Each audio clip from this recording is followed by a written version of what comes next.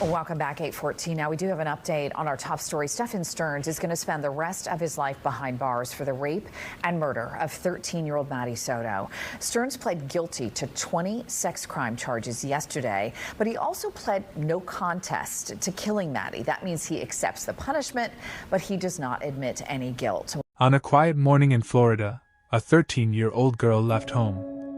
She was supposed to go to school, but she never arrived. Hours later, her family reported her missing. Days later, investigators would uncover a truth so disturbing that it shocked the entire country. This is the story of Madeline Soto. Before her name filled news headlines across the United States, Madeline Soto was simply a 13-year-old girl living in Kissimmee, Florida. Friends described her as quiet, kind, and creative. She enjoyed spending time online, talking with friends, and doing the simple things that many teenagers love. To neighbors, her life appeared normal. She lived with her mother in a modest apartment, in a neighborhood where children walked to school and families went about their daily routines. Nothing about that morning seemed unusual. No screams. No signs of struggle. No obvious warning that something terrible was about to happen. But behind closed doors, investigators would later discover that the truth was far more complicated than anyone imagined. And the person who would soon become the center of the investigation was someone who lived inside the same home. The morning Madeline Soto disappeared began like any other day. The sun rose slowly over Kissimmee, Florida. Cars filled the streets as parents drove their children to school. Inside the Soto apartment, the routine seemed ordinary. Madeline was supposed to prepare for another day of classes. She was only 13 years old. An age filled with homework, friendships, and the small dramas of middle school life. Nothing about that morning should have been remarkable. But investigators would later discover that the events of that day were anything but normal. According to the first statements given to police, Madeline had left home early that morning. She was expected to attend school. But when attendance was taken, something was wrong. Madeline never showed up. At first, it didn't raise immediate alarm. Students miss school all the time. Sometimes they oversleep. Sometimes they stay home sick. But as the hours passed, the concern began to grow. Teachers noticed her absence. Friends wondered why she hadn't answered messages. And by the afternoon, the realization began to settle in. Madeline Soto had vanished. When her family contacted authorities, the case quickly escalated. A missing child is always taken seriously. But investigators soon realized something about this situation didn't feel right. There were inconsistencies. Small details that didn't match. Tiny pieces of information that began forming a troubling picture. And slowly, detectives started asking difficult questions. Questions that would eventually lead them in a direction no one expected. When the missing person report was finally filed, the situation changed immediately. Missing children cases move fast. Every minute matters. Every hour that passes can mean the difference between finding someone alive or losing the trail forever. As officers began collecting information, they asked the first and most important questions. When was Madeline last seen? Who was with her? What exactly happened that morning? At first, the answers seemed simple. She had supposedly left for school. But investigators soon realized there was a problem. No one at the school had seen her. No teachers.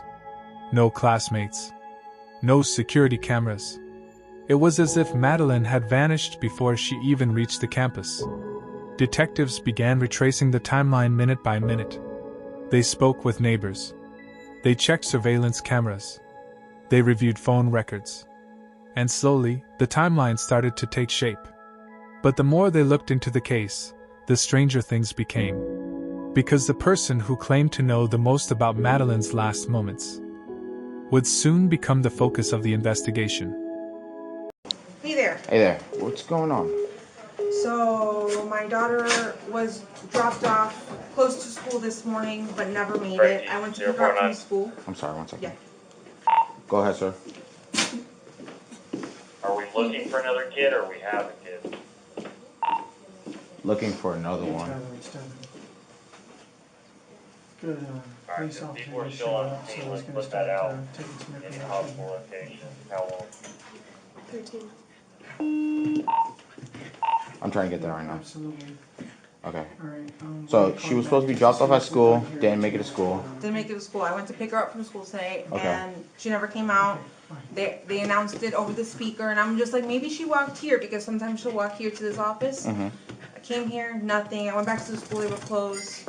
I got an email from the school saying she was absent, but I also messaged her teacher, and he looked at her entire attendance today and saw that she was completely not at school today either. Okay.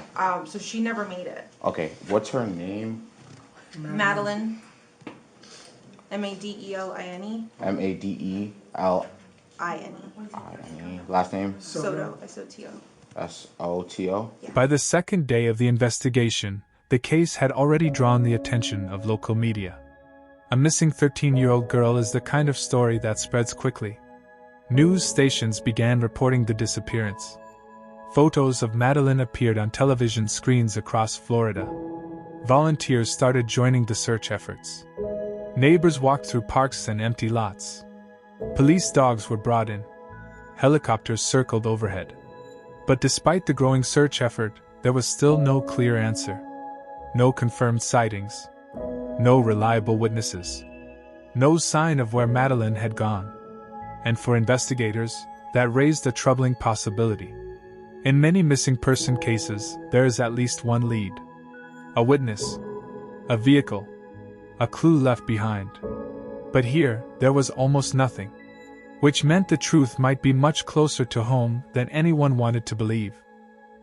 As investigators continued piecing together the timeline, one detail kept returning to the center of the case. The home where Madeline lived.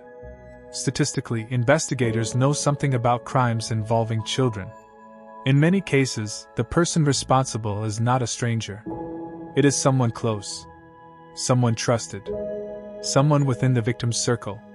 Detectives began taking a closer look at everyone connected to Madeline's daily life. Family members. Friends. Neighbors. And eventually, attention turned toward a man who lived inside the same home. A man who claimed he had helped take Madeline to school that morning. At first, his statements seemed cooperative. But as detectives compared his timeline with surveillance footage and digital evidence, they started noticing inconsistencies. Small contradictions. Moments that didn't line up. And those small inconsistencies would soon grow into something much larger. By the third day of the investigation, detectives had already reviewed hours of surveillance footage. Street cameras. Store security systems. Apartment complex recordings. Every possible angle that might show Madeline's last movements. And then, finally, investigators noticed something important. A vehicle. A car that appeared on multiple cameras around the time Madeline was supposed to be on her way to school. The timing seemed strange. The route seemed unusual. And as detectives looked closer, they realized something even more troubling. The car belonged to someone connected directly to Madeline's home. Suddenly, the case began shifting from a missing child investigation to something much darker. Detectives began comparing the suspect's statements with the surveillance footage. And almost immediately, the timeline began to collapse. The story that had been told to investigators didn't match what cameras were showing. According to the suspect, Madeline had been dropped off near her school. But the vehicle captured on camera never appeared anywhere near the campus. Instead, it traveled in the opposite direction. Away from the school. Away from the normal morning traffic. Into areas where investigators knew something could have gone terribly wrong. At that moment, detectives understood something critical. Madeline Soto had never made it to school. And someone had been lying. As the evidence continued building, detectives knew they were running out of time. Every new piece of information pointed in the same direction. The suspect's story had too many contradictions. Too many missing details. Too many unexplained movements. And finally, investigators made their move. The suspect was taken into custody. Police vehicles surrounded the area. Neighbors watched from behind windows and doorways. For many of them, The moment was shocking. The person who had been living nearby was now at the center of a horrifying investigation. Once the suspect was in custody, investigators began uncovering the truth piece by piece. Digital evidence, phone records, location data, search history. Each new discovery painted a darker picture than the last. What began as a missing child case was now revealing itself as something far more disturbing. Detectives worked around the clock. Forensic teams analyzed every possible clue. And slowly, the reality of what had happened to Madeline began to emerge. A reality that shocked even the investigators who had seen countless cases before. As the investigation continued, the entire community struggled to process what had happened. Neighbors placed flowers and candles outside the apartment complex. Schoolmates remembered Madeline as a quiet girl who deserved a long life ahead of her. Parents hugged their children a little tighter. Teachers spoke about the tragedy in classrooms.